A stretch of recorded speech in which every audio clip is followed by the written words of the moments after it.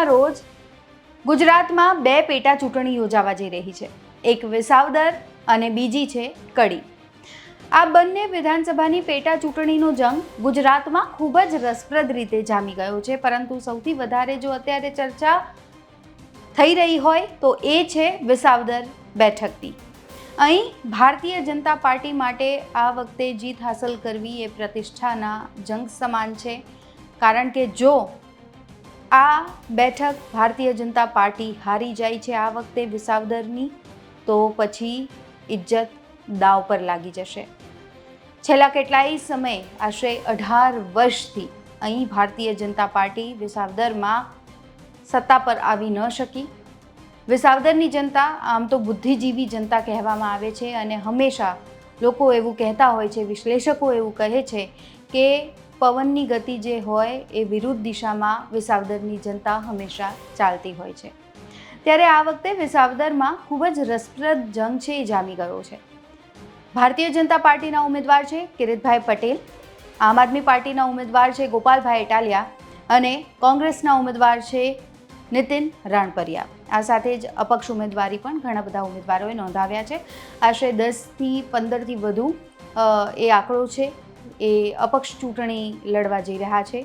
ત્યારે જે જંગ છે ખૂબ જ રસપ્રદ એટલા માટે પણ છે કારણ કે અહીં આમ આદમી પાર્ટી છેલ્લા કેટલાય સમયથી છડે ચોક જાહેર સભા કરી રહી છે, કાર્યક્રમો ગજવવામાં આવી રહ્યા છે અને આમ આદમી પાર્ટી દ્વારા કેટલાય સમય પહેલાંથી જ પોતાના ઉમેદવાર એટલે કે ગોપાલ ઇટાલિયાના નામની ઘોષણા છે એ કરી દેવામાં આવી હતી.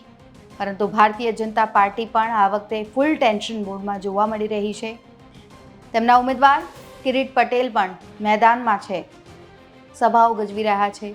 પરંતુ અહીં સૌથી વધારે રસપ્રદ જંગ છે એ એવું લાગી રહ્યું છે કે આમ આદમી પાર્ટી અને ભારતીય જનતા પાર્ટી વચ્ચેનું થઈ ગયો હોય. એક બાદ એક જે રોજે નવા અપડેટ્સ પ્રાપ્ત થઈ રહ્યા છે, નવા અપડેટ્સ સામે આવી રહ્યા છે, તેને જોતાં એવું લાગે છે કે વિસાવદરમાં આ વખતે કંઈક અલગ જ થવા જઈ રહ્યું છે. ખેર, નિર્ણય શું હશે એ તો જનતા જ નક્કી કરવાની છે કે કોને તાજ પહેરાવો છે. પરંતુ અહીં રસાકસીવાળો માહોલ છે એ જોવા મળી રહ્યો છે, જેને લઈને રાજનીતિમાં પણ ગરમાવો આવી રહ્યો છે અને આ સાથે જ દિગ્ગજ નેતાઓ પણ મેદાનમાં છે. કેન્દ્રના નેતાઓને પણ મેદાનમાં ઉતારી દીધા છે ભારતીય જનતા પાર્ટીએ અને એવામાં હવે આરોપ પ્રત્યે આરોપની રાજનીતિની પણ શરૂઆત થઈ ગઈ છે, જેને લઈને હવે એક બાદ એક વાક્ય યુદ્ધ છે એ શરૂ થઈ ગયા છે. CR પાટીલ જ્યારે સભામાંથી કંઈક બોલી રહ્યા હોય તો ત્યારે થોડાક જ ક્ષણો બાદ પ્રતિક્રિયા આમ આદમી પાર્ટી તરફથી પણ આવી રહી છે. એટલે આપ વિચારી શકો છો કે આ જંગ હવે કઈ હદ સુધી આગળ વધી ગયું છે. 2022ની વિધાનસભા ચૂંટણીમાં ભાજપે રાજ્યની 182 બેઠકમાંથી 156 બેઠકો જીતી.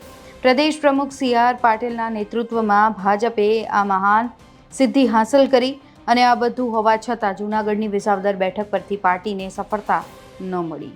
આ બેઠક પર આમ આદમી પાર્ટીના ઉમેદવાર ભૂપત ભાયાણીની જીત થઈ હતી. છેલ્લા 18 વર્ષથી ભાજપ આ બેઠક પર ચૂંટણી જીતી શક્યું નથી. તેથી જ આ વખતે પાર્ટીએ આ બેઠકને પ્રતિષ્ઠાના જંગમાં ફેરવી દીધી છે અને આ ચૂંટણી પ્રચારની જવાબદારી CR પાટીલને સોંપી દીધી છે.